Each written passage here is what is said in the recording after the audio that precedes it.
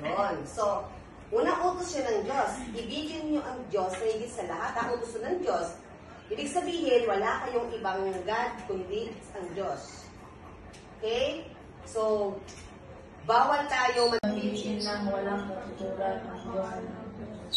Okay, huwag mong gamitin ng walang katuturan ang pangalan ng Diyos. Very important ito. Ibig sabihin, huwag niyong babanggitin ang pangalan ng Diyos na walang kabuluhan. Like yung, basahin niyo. Okay, so ibig sabihin, dapat natin gawin para makasunod tayo sa Kristiyanong Katoliko. Di ba, bago siya itinako o pinatay, merong last supper. Ang sabi ni Jesus, kinuha niya ang tinapay, hinati-hati niya yon at ibinigay sa kanyang mga alagad.